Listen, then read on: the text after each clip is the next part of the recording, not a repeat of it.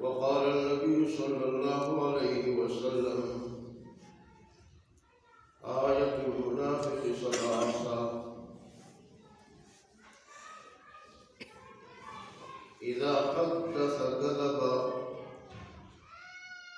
وإذا وعد أخلف وإذا اؤتمن خان أو كما قال عليه الصلاة والسلام صدق الله مولانا العظيم وصدق رسوله النبي الأمي الكريم ونحن على ذلك من الشاهدين والشاكرين والحمد لله رب العالمين.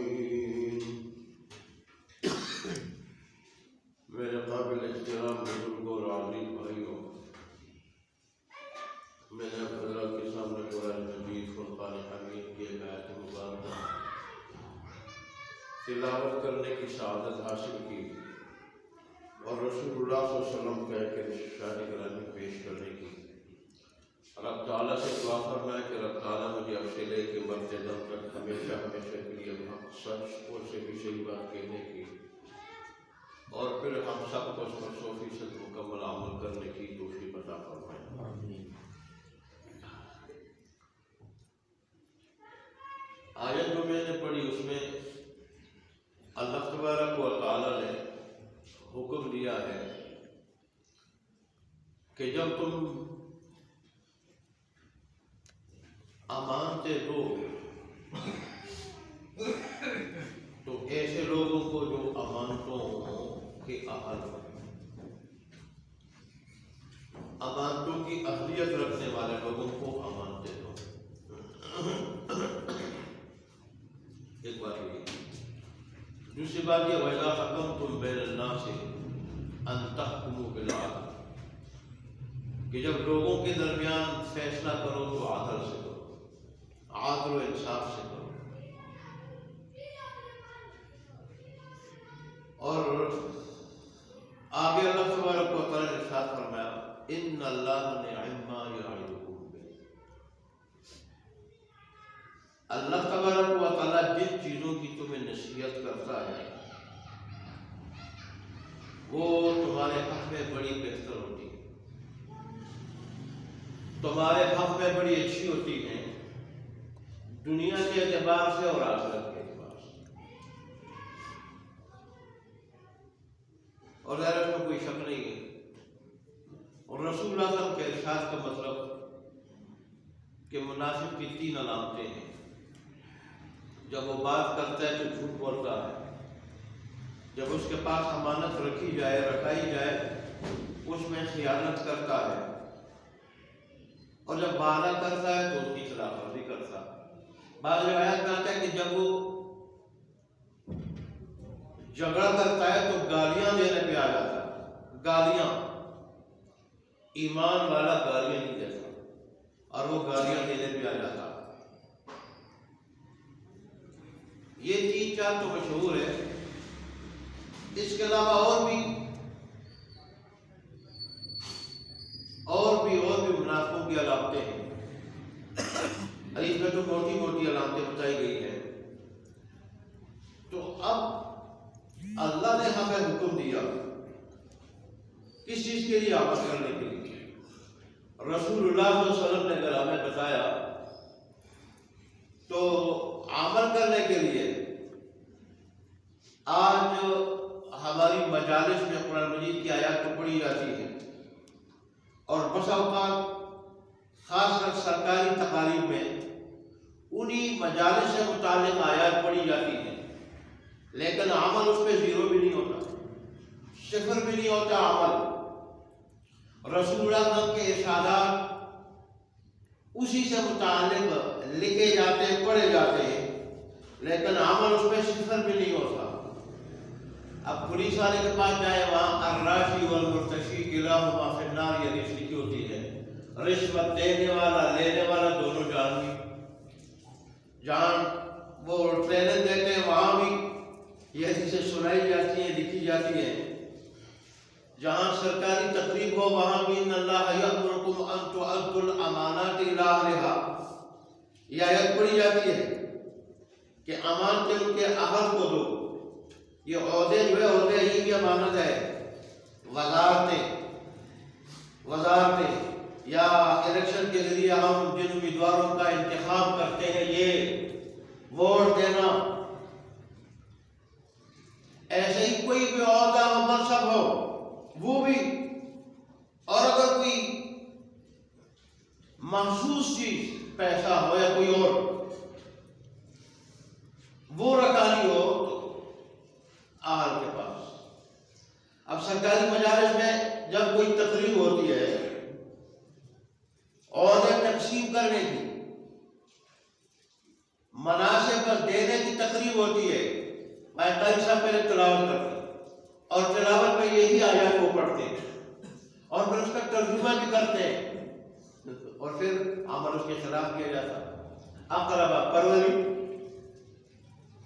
اور ایسے آدمی کو عہدہ دینا جو بالکل اس کا اہل نہ ہو، قومی اور ملکی خزانے کو لوٹنا، جس کام کے لیے منصب دیا گیا ہے اس کام کو نہ کرنا، اس میں چوری کرنا،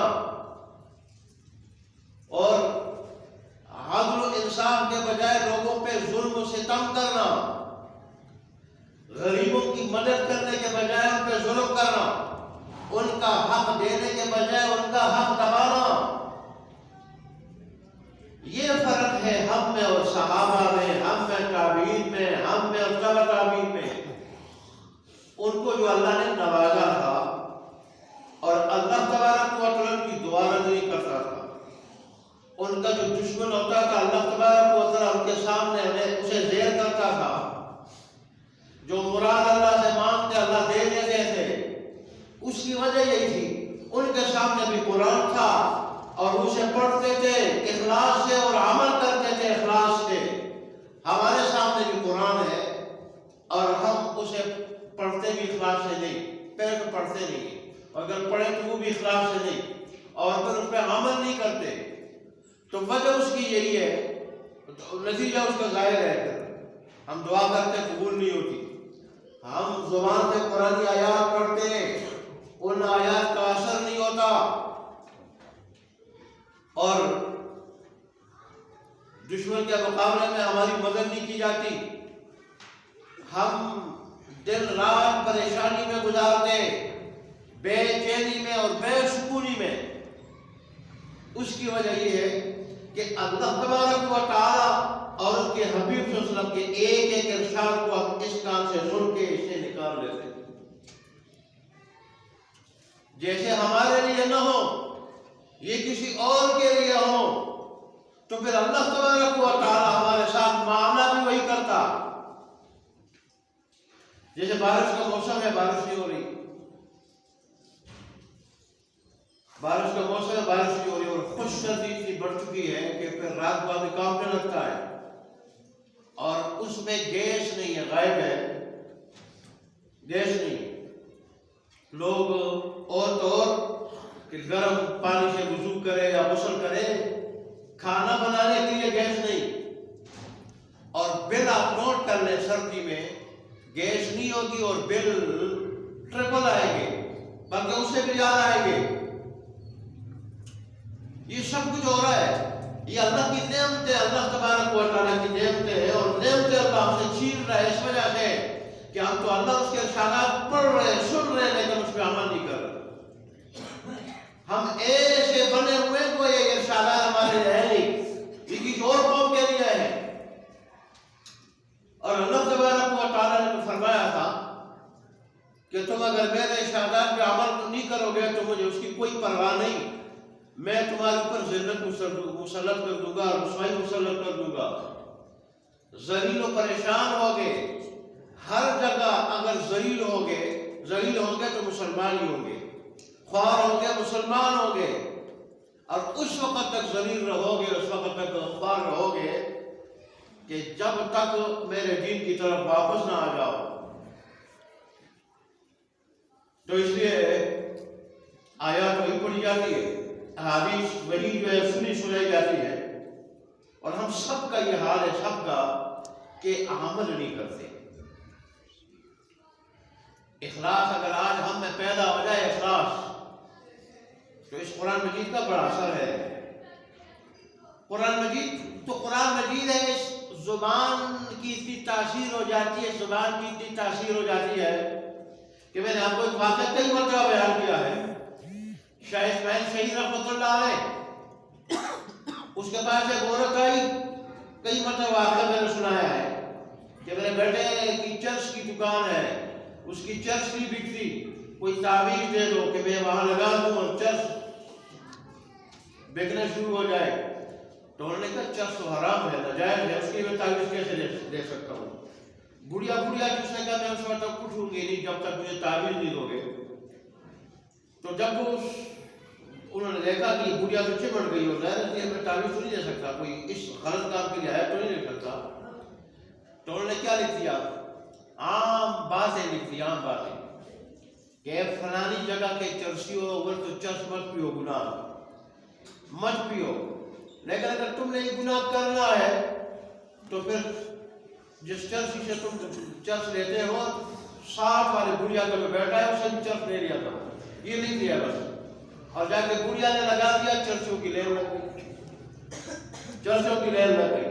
تو پھر عام باتوں میں بھی اللہ تاثیر رکھ دیتا ہے۔ مولانا عبد اللہ سندھی رحمۃ اللہ علیہ ایک جگہ سے گزر رہے تھے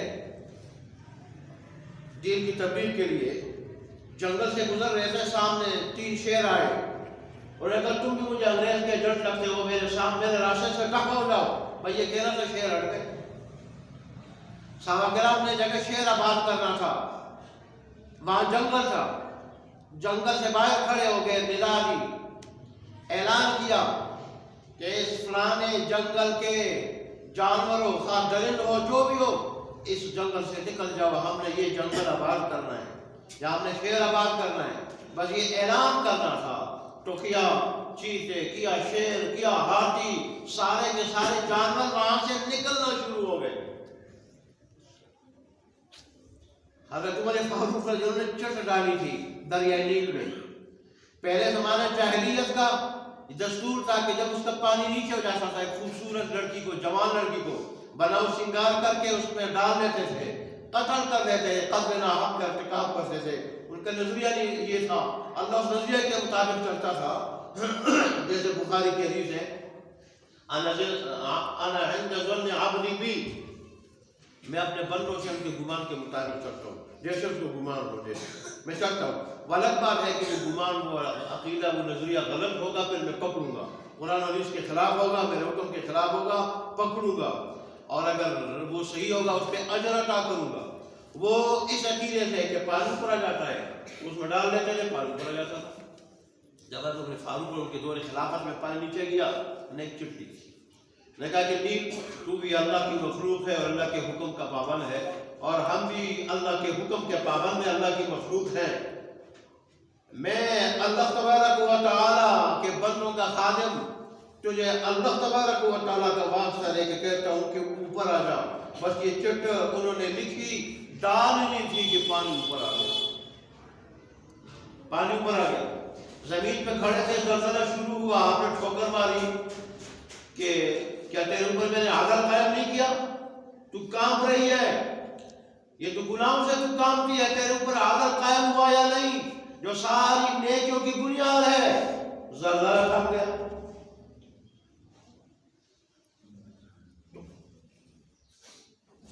ہماری نماز پڑھنے سے چاند گرہن ختم ہو جاتا ہے، یہ ہماری عبادت کا اثر ہے۔ ہماری نماز پڑھنے سے سورج گرہن ختم ہو جاتا ہے، ہماری نماز پڑھنے سے پوری کائنات